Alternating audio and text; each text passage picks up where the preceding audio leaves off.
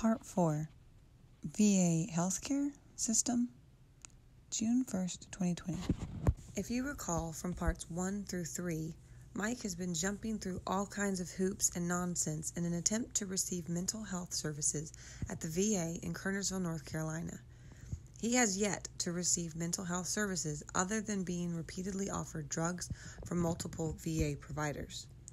Since the last video, staff at the Kernersville VA tried to assign Mike a therapist.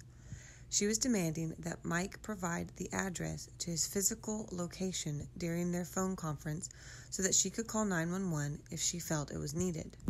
Mike denied giving his physical location and asked for accommodation. He informed her that the people who respond to the 911 calls are in league with or are the very same people who kidnapped Mike back in February and who clearly posed a threat to him and our family. Even after trying multiple ways of explaining that to her, she would not allow for an accommodation and refused to continue with any further appointments. Providers in the mental health department have denied Mike equal access to group therapies. They even ambushed him at the door as he was attempting to attend a scheduled appointment and told him he could not enter and have equal access. They didn't bother to let him know beforehand that they had a problem with him attending. Not only have they denied equal access, but Herman Diggs, a director of mental health at the VA in Kernersville, had taken it upon himself to effectively hold Mike's care hostage. He issued a list of ultimatums and demanded that Mike comply or not be scheduled for appointments and not be allowed equal access to the ones already scheduled. Mr. Diggs even went so far as to say that Mike should not self-advocate during appointments. Following is a message from Herman Diggs. I would like to work with you to determine your current goals that may be addressed through our mental health program. In order to do so, I would like to outline some guidelines that must be met in order to re-engage in individual psychotherapy. 1. Individual psychotherapy is a collaborative process between the therapist and the patient. The goal of psychotherapy is to identify personal goals for change from the patient and to work collaboratively toward those goals. In order to re-engage in psychotherapy with a new therapist, you should be able to articulate specific goals that you would like to work toward. 2. Recording of sessions will not be used for purposes outside of your therapy. The therapeutic relationship is unique in that it requires mutual trust and acceptance, as well as suspense of judgment in order to meet the goals of the patient. We ask that you use your recordings to review material and work toward the goals identified, and do not violate your own privacy or that of the therapist by posting online. 3. In order to continue to engage in VA Video Connect appointments in the future, you must provide your location during the session and emergency contact information. This is for your own protection in the case of an emergency and is required per telehealth policy. 4. Therapy will be time limited and offered in a modality that is evidence-based and consistent with the goals that you have identified.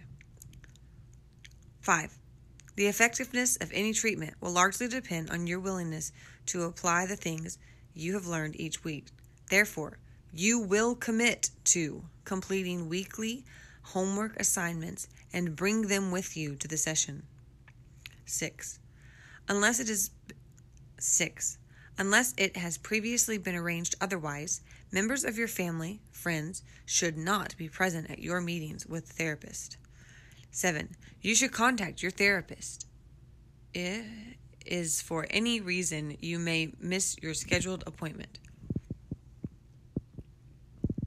7. You should contact your therapist is for any reason you may miss your scheduled appointment.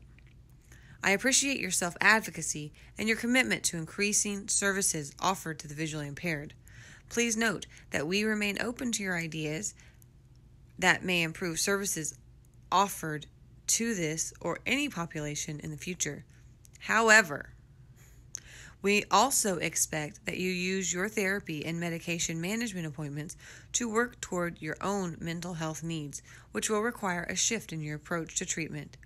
If unable to abide by the above guidelines, we will ask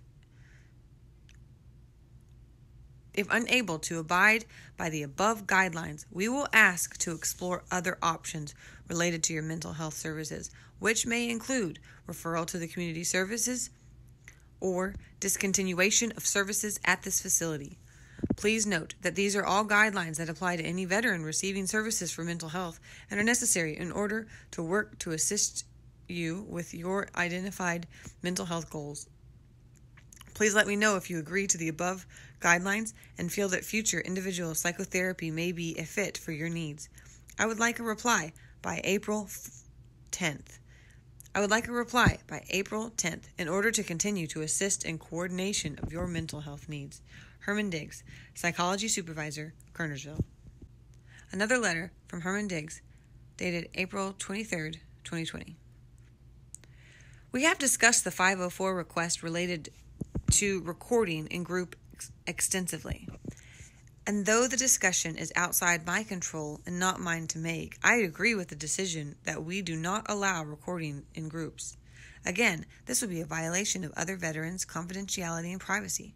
Regarding your request related to the ultimatum in providing care, yes, it is standard practice to develop a treatment contract for veterans that have had challenges engaging in previous efforts to provide psychotherapy services. While you may view these as demands, they are prerequisites for anyone wishing to engage in psychotherapy services with any provider. No one is asking you to blindly agree to a list of demands. I sent you clear expectations that would be necessary to engage in psychotherapy. As previously stated, you are welcome and encouraged to continue to advocate for freedom and disability rights. Your psychotherapy is not the place to do so, and you have been given alternative contacts for that advocacy. See previous message regarding the 504 point of contact regarding any concerns about your advocacy efforts. Please let me know if you would like to engage in psychotherapy services in the future and agree to the previously outlined expectations. The expectations regarding such have been provided multiple times in previous messages.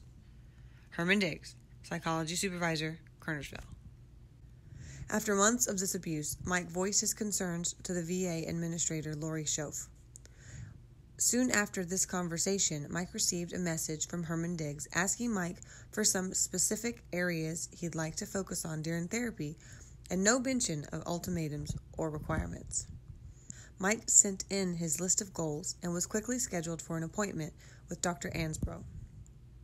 The recording that follows is Mike's first mental health therapy session after 5 months of attempting to get care.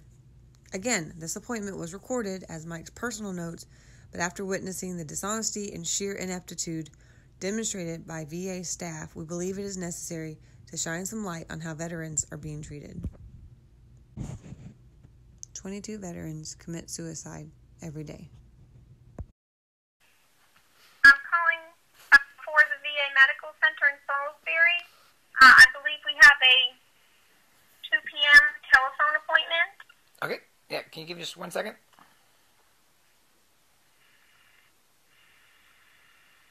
Hello? Yes? Yeah, can you hold on 1 second? Sure. Okay. Okay. You still there? Hey, I was asked to schedule, or told that you were interested and asked to schedule an appointment with a psychologist, and so this appointment was scheduled, and so I was calling to see if you would like to participate in some individual therapy. Yeah. Okay. When we do telephone appointments, we check the person to make sure they're at their home address and some kind of piece of identifying information. What would be the best piece of information for you to identify yourself? Who are you again? I'm calling from the VA Medical Center. Is this Mr. Nelson? Who are you? As I mentioned, I'm Dr. Ansbro. Okay. Yeah, this is Mr. Nelson. Right, my understanding, Mr. Nelson, is that you were interested and requested to make an appointment for individual therapy.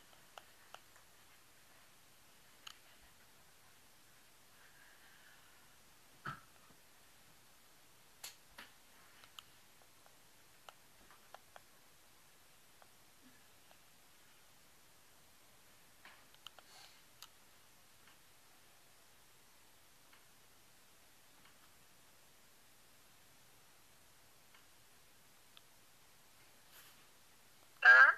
Yeah, I'm still here. Okay. So is that so that you would like to participate in some individual therapy? Yeah, unless it's going to continue like this, you're repeating yourself. Okay, I'm sorry. I was thinking that you couldn't hear me. Um, would there be a piece of information that you could share that you would like to identify yourself today? I've identified myself as Mr. Nelson. Okay. And for your security and safety, is there another, like your address or maybe your birth date? No.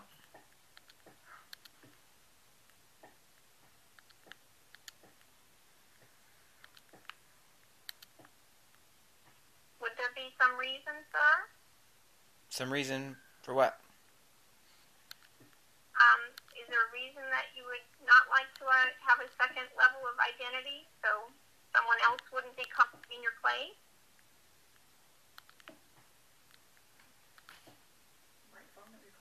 Yeah, the phone number you called is my number.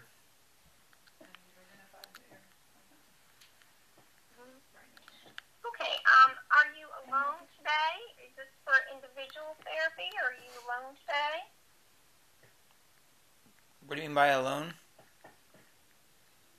Right, I said, are you alone today, as this is for individual therapy, or were you wanting couples therapy or individual therapy?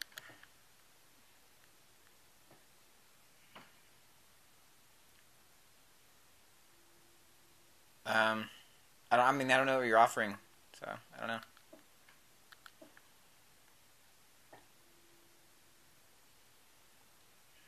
Well, today's appointment is for individual therapy. That's why I was asking if you were having privacy for individual sessions today.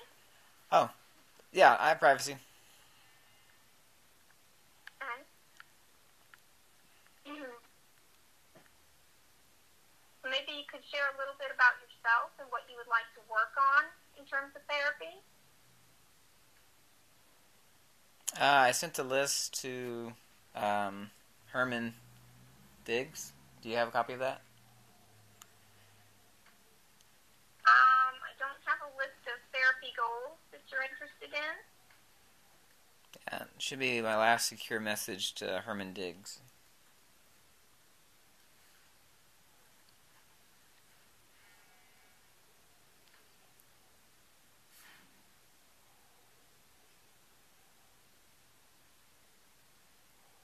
Can you pull that up?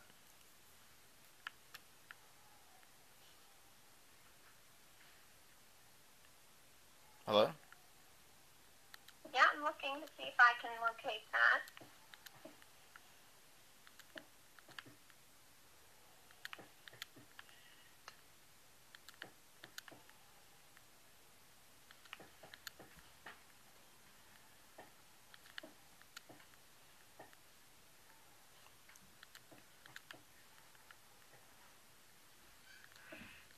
Have you done any review of my record prior to calling me? I have been told that you had a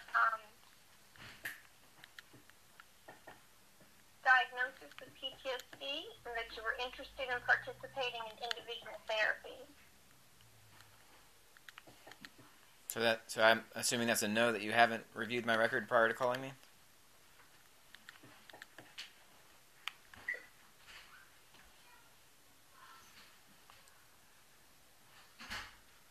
In the most recent note from your secure messaging, I don't see a list of goals, so I'm looking further back.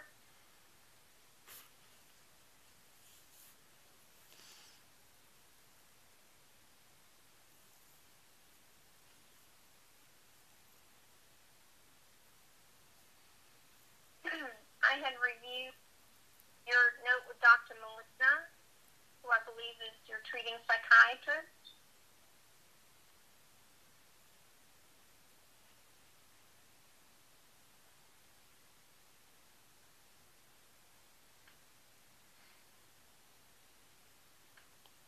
Treating how? I believe prescribing medication for you. I don't think so. We have melatonin that we tried, didn't do anything, and that's it.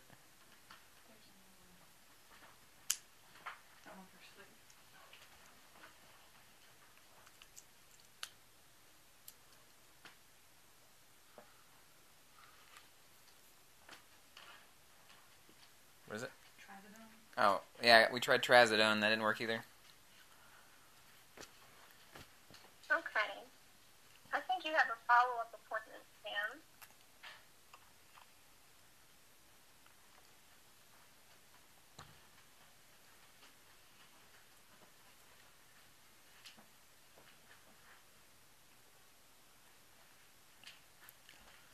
So, do you need time to review my record before you call me? Like, call me back? No, I do not see a separate list of what your personal goals are. Would you like to share what those are?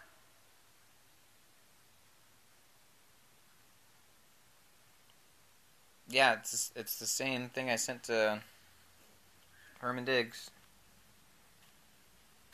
Like, he withheld mental health care until I agreed to write him goals. He had a whole list of other things, like an ultimatum, that he was withholding health care until I capitulated to his demands. And when I raised that he was holding my health care hostage, I raised it to the administration, then he came back with, well, just give me 3 goals, and I gave him a list of goals. Now, maybe I'm not reading it. I saw there was, some guidelines. I see that. Maybe could you share one of those with me now? One of the goals? Yeah, one of your personal goals. And I'll do my best to be of help to you, sir. Yeah, sleep is one of them. I want to try to get some sleep. And another one is help with the intrusive thoughts and flashbacks and nightmares and being hypervigilant and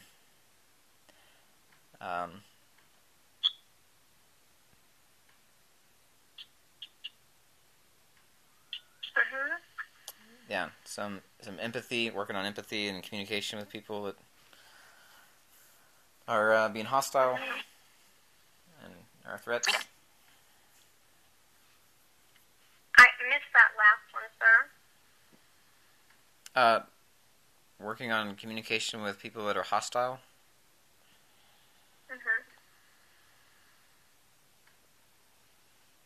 Have you participated prior to this effort here in Salisbury, like in the past? Have you participated in any therapy that has been beneficial to you? I don't know. That's records would tell you that. I have memory problems, see long-term memory, so I don't know if you do anything to help with that.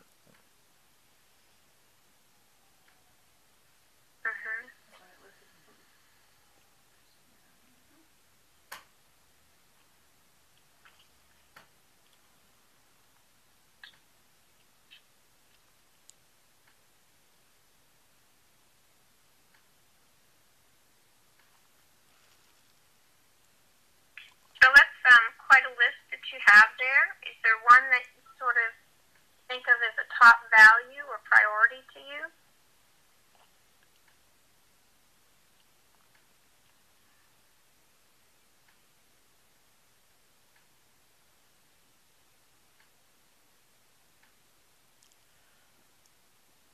Um,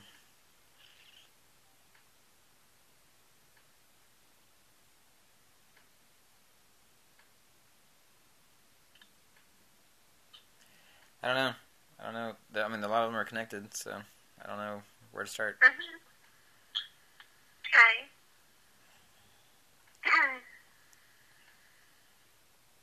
Can you tell me a little bit about yourself and your daily life? What do you want to know? Well, do you live by yourself or with family? With family? Okay. And are they a support to you? Yeah. That's good. And how are you doing with you and your family? How are you holding up during this kind of unusual time of the pandemic? What pandemic?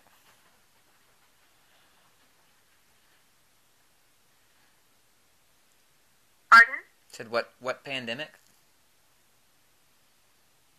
The 2019 pandemic? Oh, what's that? Well, it sounds like you must be doing okay with that then.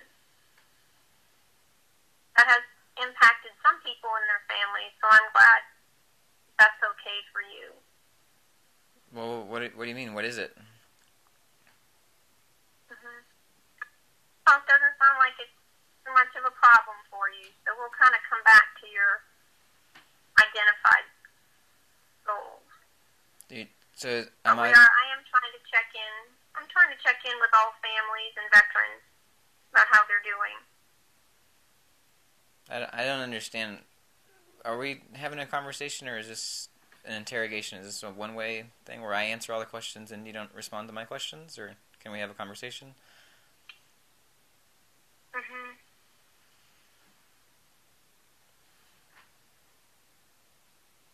Is that it? I don't understand your response. Mm-hmm. I guess I'm not understanding the question. I say, are we having a conversation, or is this an interrogation? Well, you're participating in a therapy session. Okay. So in this therapy session, is it a conversation? Like, a therapy session for me is for the veteran to lead in terms of talking about what their goals and their values and what's important to them. And then my position is to be listening and asking some follow-up questions to help guide them to improve some of those areas in their own lives. Right. So can the veteran ask clarifying questions if I don't understand what you're talking about? Sure, absolutely. Okay. So I was trying to do that, and you weren't answering my questions. Mm-hmm.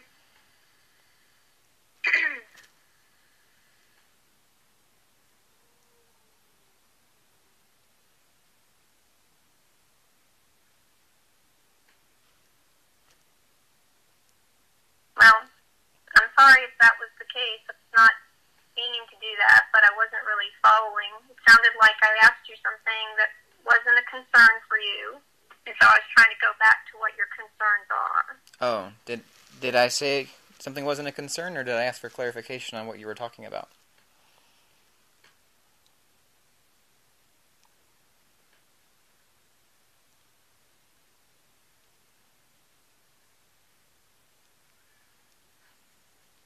Well, Mr. Nelson, I will be absolutely happy to work with you. You mentioned earlier in the when you're identifying your goals that one of them had to do with working on your ability for empathy and communication.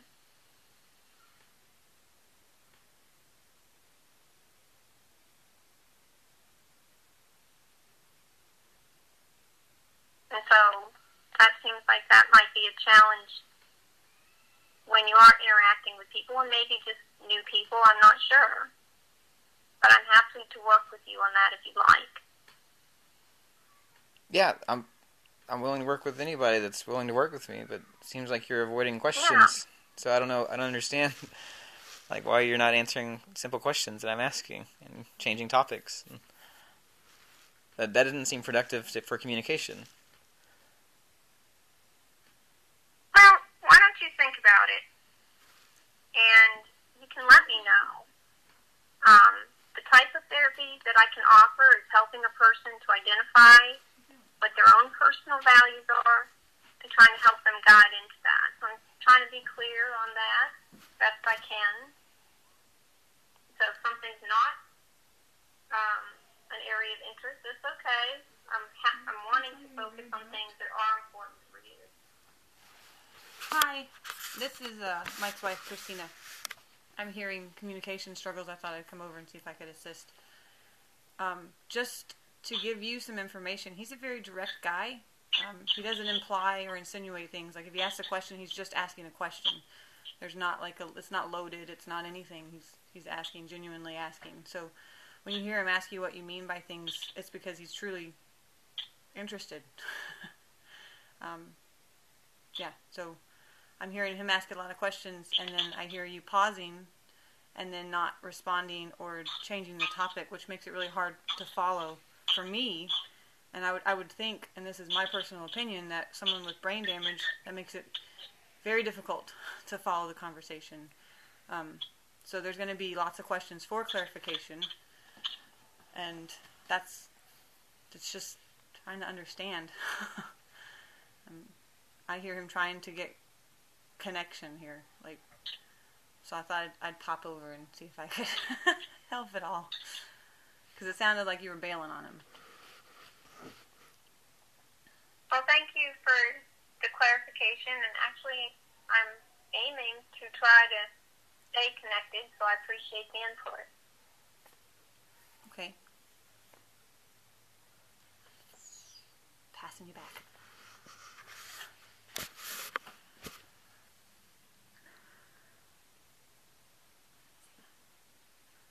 I'm still here.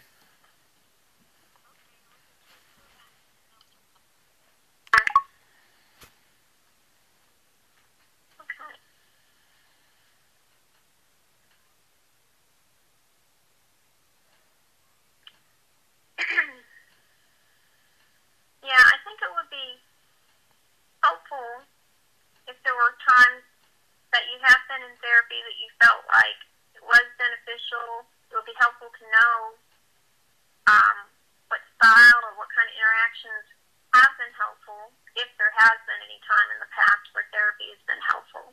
And that's kind of a personal, subjective on your part, how you felt about something. I'm going to be documented, but your reaction, how you felt about it. Any thoughts about what has been helpful to you?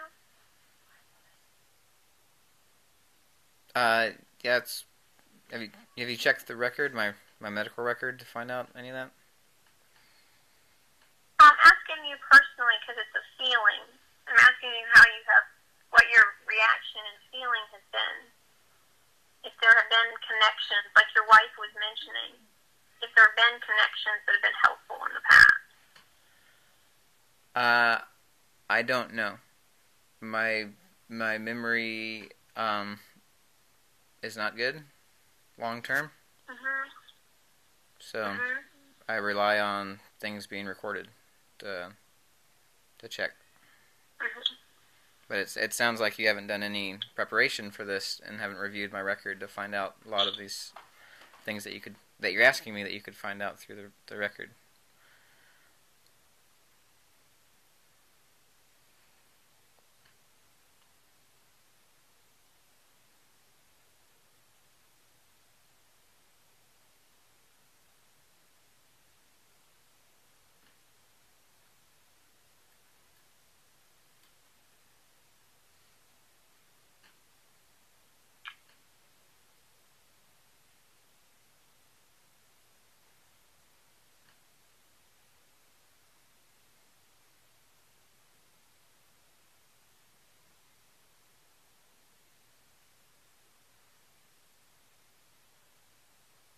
Are you still there? Yes, I'm here.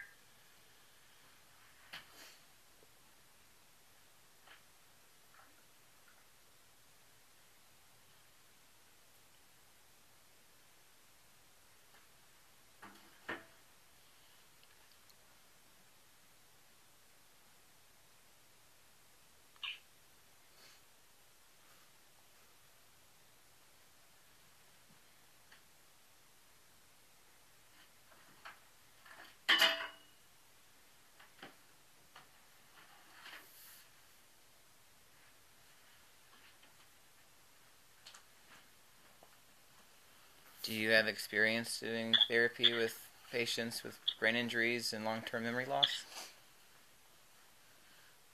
Well, I'm just thinking. First, I'm thinking about whether you might need some kind of specialized treatment because of the memory. I'm just sort of thinking about that. So was that a yes or a no?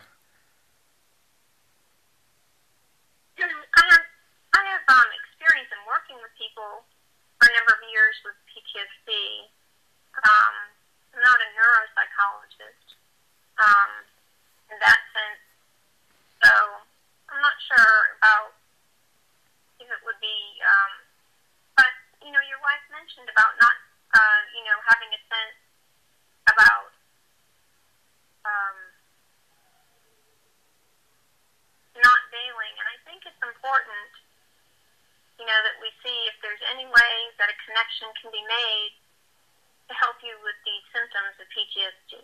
Because it sounds like you've worked with a number of different people, and I'm trying to kind of help with that connection if I can. What number of people? Or who are you talking about? Like, it seemed like I was asking you if you had worked with therapists in the past.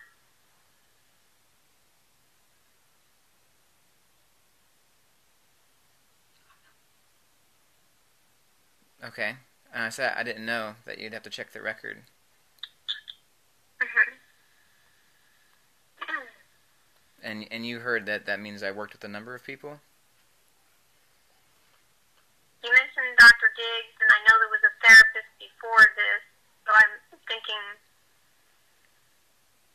when they asked me if I would make this appointment with you, it sounded like that you had communication with Dr. Diggs, and I think another psychologist before that, and I didn't, that's why I was asking you about what had been helpful in the past or not, even prior to that. My reference to Dr. Diggs was that he was denying mental health care. That he has been since January. And his department. That they schedule appointments and then they don't keep the appointments. Or I'll show up and then they'll start the appointment and then leave me in a room by myself. So there's been zero mental health treatment offered by the VA mental health through Dr. Diggs. That was my comment about Dr. Diggs, that he wanted me to agree to an ultimatum to receive mental health care. And it wasn't until I went to the administrator in Kernersville that he then turned around and just asked for a couple goals before he would schedule me for an appointment. Okay. Well, I'm glad you got this appointment, and I'm glad that we can try to have a beginning if you would like.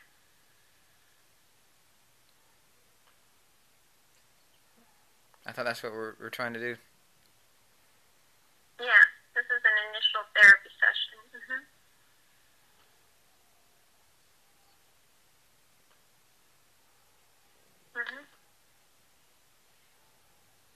And I'm happy to work with you if you would like to work on some of these goals that you have. Happy to do that.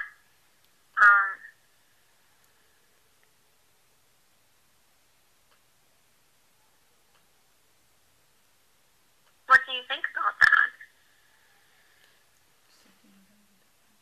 that? I'm wanting help. I'm wanting somebody that is willing to put in time and effort to try to help, and and be open and honest with me, and not avoid questions when I ask, and not infer that I mean something that I don't, but to take my word for what it is. And so far, that's not been the case on this phone call. So it's really hard. It's really hard for you to build trust when I ask you questions and you don't answer them, and you deflect and you change topics. Yeah.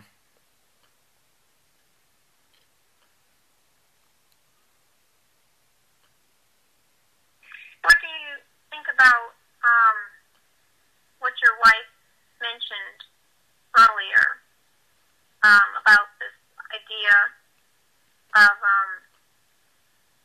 the traumatic brain?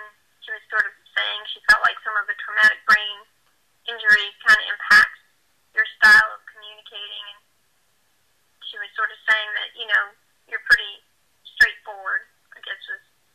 What do you think about that? Do you think that's so for yourself? Probably. I mean, I realize I have a different cadence, and trying to explain a thought, I'll probably use more words than I don't know if I did previously, but than somebody else would use to explain something. So, that's do you think it impacts your communication style? Absolutely, yeah. Like there are times when I'll have a thought and a sentence ready to communicate, and then I'll lose it. It's like something will happen, I'll be interrupted or something, and then I don't have that thought anymore. And yeah. Did you ever participate in I knew you were from Kernersville, so I didn't know if you had ever participated or heard of the FACT program in Salisbury. What is it? There's two programs. This I'm just thinking, as we're talking. There's two programs. There's a FACT program and a SMART thing. There's a neuropsychologist there who works with people who've had traumatic brain injury and works with them. Sometimes he works one-on-one. Sometimes it's in groups. Well, of course, right now, it's probably more one-on-one. But anyway, they're programs that are related to communication and memory skills when people have had a traumatic brain injury. Have you ever participated in anything like that? I don't know.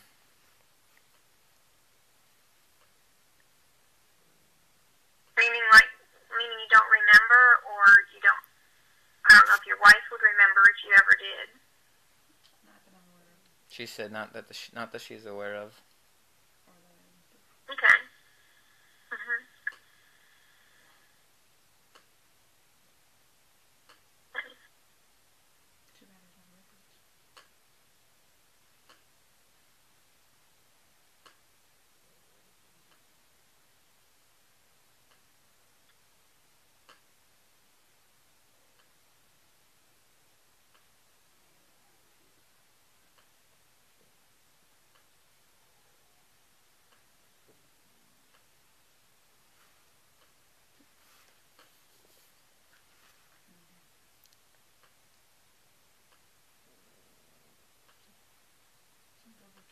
Do you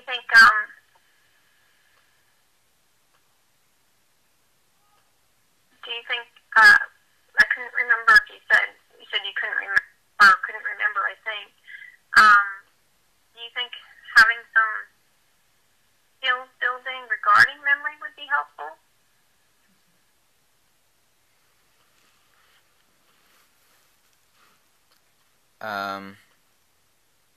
As you mentioned, memory problems is an area that you might be interested in working on.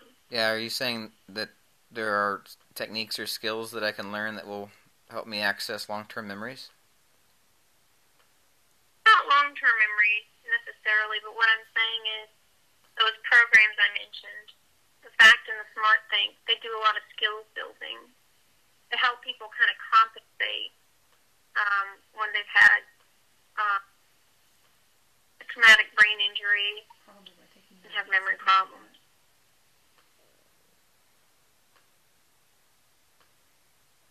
Yes, I don't quite understand what that entails or what that would do. If Yeah, well, I'd have to see about maybe having, if you're interested, just having some information maybe sent to you on that if you're interested. If not a problem. Just brainstorming while we're having this first meeting.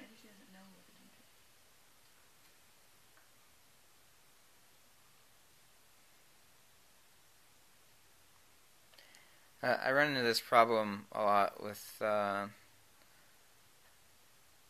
people at the VA, where they seem to be stumped on like why we're having the appointment. But from my perspective, it's because they haven't done any research and prepped for the appointment,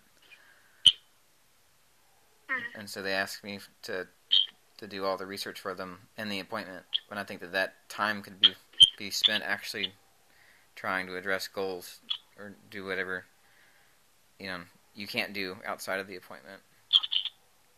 And when different programs or things are offered, or talking about referrals, and I asked for questions, usually I get a similar response to what you gave, and it's like, well, I've got this item, this menu item.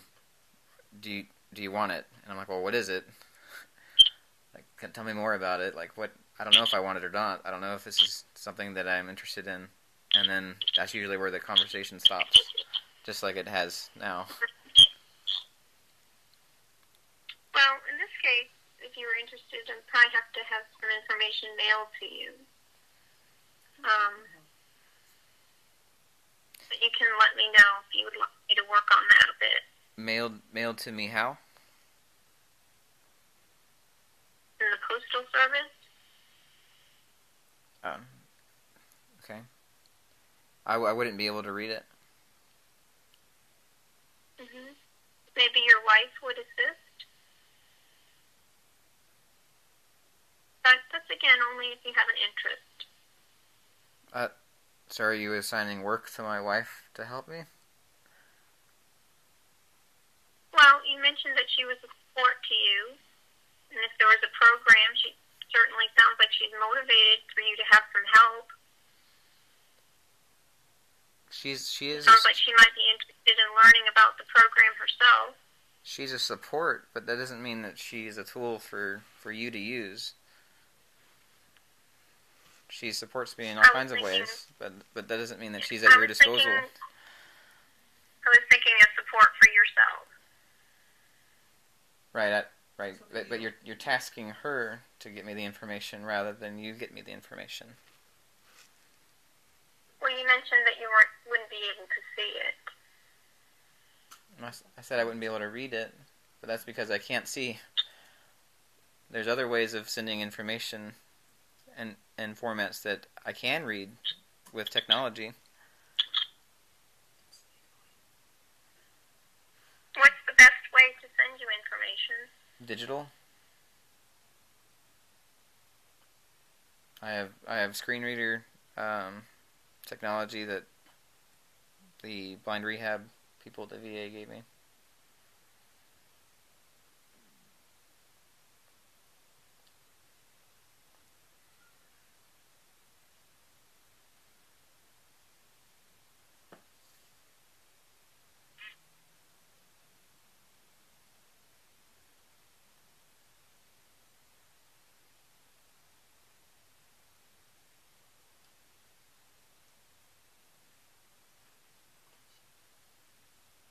Are you still there?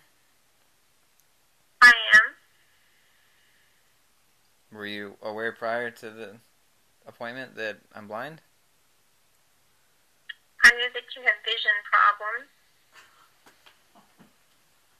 What does that mean?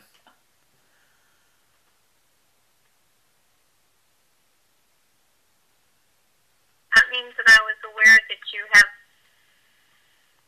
problems with your vision. When you say problems with vision, what do you mean by that? What was your understanding of my vision? So this, how you're speaking now, is this what your wife is talking about with that direct communication? Yes, I'm asking a direct question and you're avoiding it. Yeah. So that communicates dishonesty. What's happening, and that's why when you have on your list of your areas that you're trying to work on, because I'm trying to provide you some feedback and support. So what's happening is, in this case, I'm trying my best to answer your questions, and it's okay if they're not to your satisfaction.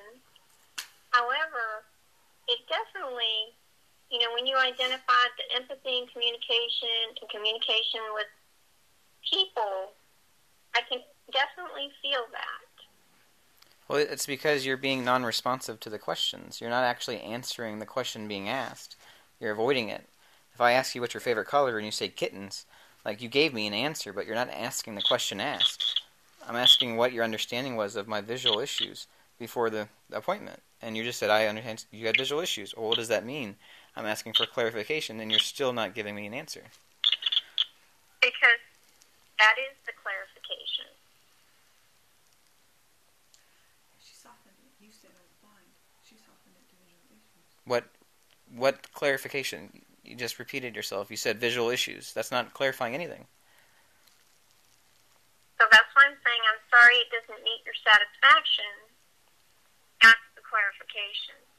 And that, I think, is part of if somebody's clarification doesn't meet what you're expecting or wanting, I think that is where there's a breakdown in empathy and communication.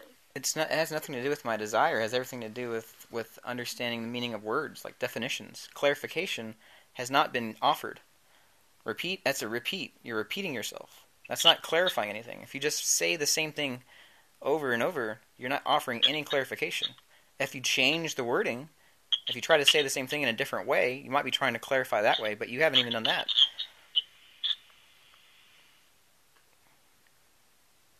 Communication and language is based on words, and words have definitions and meanings, and you're misusing the word clarification.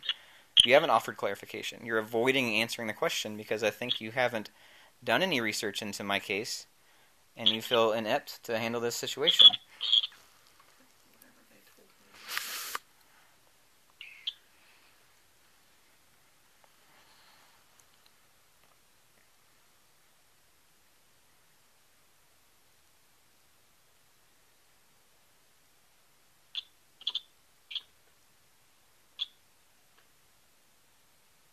It's really hard to build trust with you when you can't answer a simple question. You choose not to. You can, but you're choosing not to.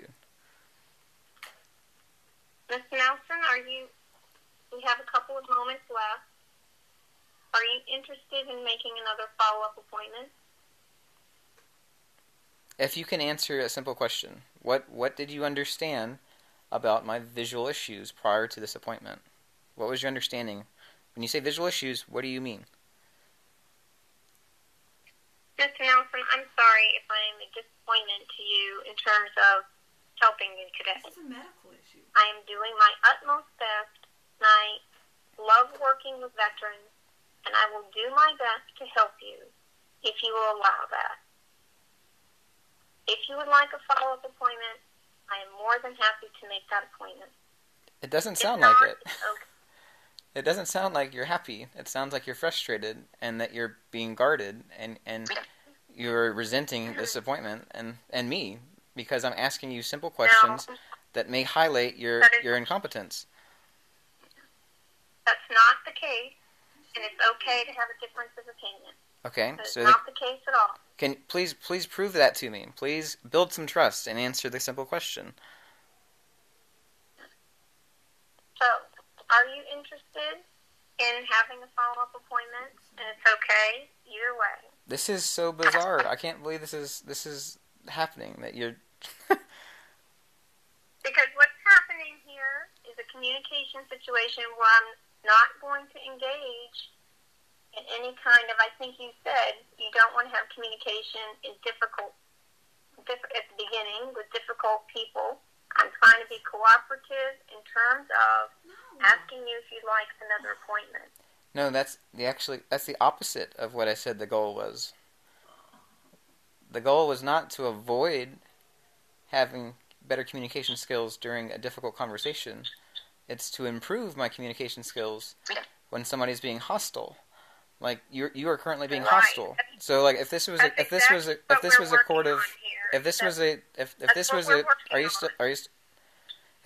courtroom, like the attorney would treat you as a hostile witness because you're non-responsive. You're not actually responding to the question. You're avoiding the question. You're not engaging in communication and dialogue. But you're going to sit there and say that you're going to try to help me with communication. Like it doesn't seem you haven't just displayed any communication skills that can be helpful to me. You haven't tried to do anything to build any trust to me, and you've only further instilled distrust of anybody from your guys' department. Like I want help, but you guys are failing completely. Like you're not being open and honest, and I don't understand how to have therapy talking to somebody if they're not being open and honest. So I'll let you consider, and I'll give you the extension to call if you would like another appointment. I want help, but not from you because you've proven to not listen. You've proven not to listen to me and to ignore me and to try to speak over me and interrupt me, and this is not productive. It's fine if you don't want to call and make the appointment. That's absolutely fine. But I'll give you the extension so you'll know how to do that if you choose to do that. I don't. Did you hear what I said at all? I can hear you. Okay. Did you hear what I just said? I was responding to your question about wanting a follow-up appointment. Did you hear what I said?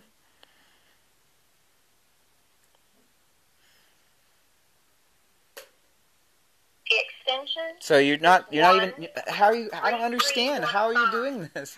You're not answering my questions. You're not listening to my answers to your questions. I don't understand how you can treat people like this. I'm going to go on to see the next veteran today. Please don't. Please no. Please just quit. Please stop working there. You're not helping anybody. Please stop. Go find a different profession. This is not helpful. You're causing more harm. Okay? Have a good day. Mr. Houston now turns good day to your wife. And now you're laughing at me.